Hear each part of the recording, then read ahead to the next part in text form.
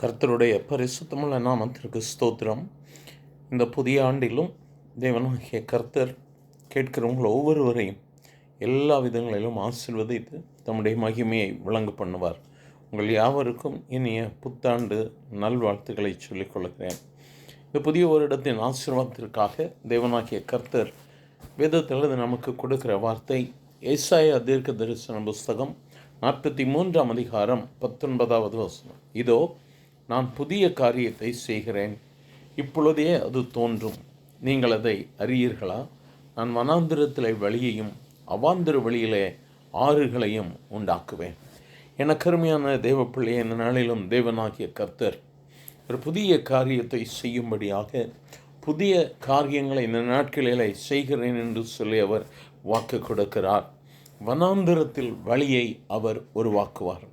எந்த இடம் திரும்பினாலும் எனக்கு வழி இல்லையே, எல்லா பகுதிகளிலும் அடைக்கப்பட்டிருக்கிறது, நான் வழியில்லாதபடிக்கு அநேக காரியங்களில் ஏமாந்து போயிருக்கிறேன் என்று சொல்லி ஒருவேளை நீங்கள் கண்ணீரோடு கூட இந்த வார்த்தைகளை கேட்டுக்கொண்டிருப்பீர்களானால் அல்லது திகைத்து போயிருப்பீர்களானால், கர்த்தர் வனாந்திரத்தை போன்று இருக்கிற உன்னுடைய வாழ்வில் இந்த வருடத்தில் அவர் வழியை உருவாக்குவேன் என்று சொல்லுகிறார்.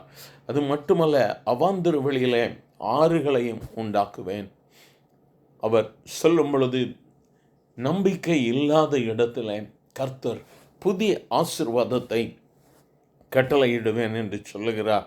ஒருவேளை பழைய காரியங்களில் நீ சோர்ந்து போயிருக்கலாம், பல காரியங்களில் நீ வெட்கப்பட்டு போயிருக்கலாம், தோல்வி அடைந்திருக்கலாம்.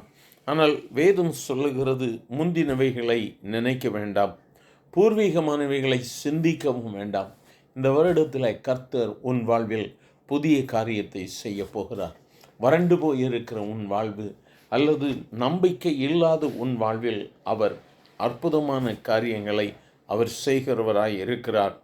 இமை பொழுது நான் உன்னை கைவிட்டேன், ஆனாலும் நான் மிகவும் நித்திய கிருபையுடன் உனக்கு இறங்குவேன் என்று கர்த்தராகிய உன் மீட்பர் சொல்லுகிறார் என்கிற வாக்கு தத்துவத்தின்படியாக இந்த ஆண்டில் கர்த்தர் மேன்மையான காரியங்களை அவர் செய்கிறவராக இருக்கிறார். He is going to do a new thing in your life. இந்த புதிய காரியத்திற்காக நீ காத்திருக்கும் பொழுது கர்த்தர் உன் வாழ்வில் எல்லாவற்றையும் மேன்மைப்படுத்துகிறவராக இருக்கிறார். உன் வனாந்திரம் மாறும், உன்னுடைய வாழ்வின் தோல்விகள் மாறும். இந்த புதிய ஆண்டு உனக்கு கர்த்தர் ஆசீர்வாதத்தை கொடுக்கக்கூடிய ஆண்டாக, மேன்மையை கட்டளையிடக்கூடிய ஆண்டாக இருக்கும்.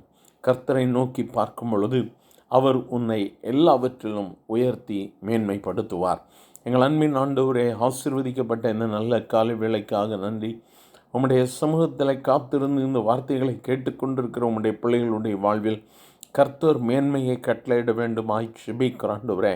வனாந்திரத்தில் வழியையும் அவாந்திர வழியில ஆறுகளையும் உருவாக்குவேன் என்று சொன்ன கர்த்தர் இந்த ஆண்டு உம்முடைய பிள்ளைகளுக்கு எல்லா விதத்திலும் மேன்மையும் உயர்வும் ஆசீர்வாதங்களையும் கொடுக்கக்கூடிய ஆண்டாக இருக்க போகிற தயவிற்காய் ஸ்தோத்திரம்.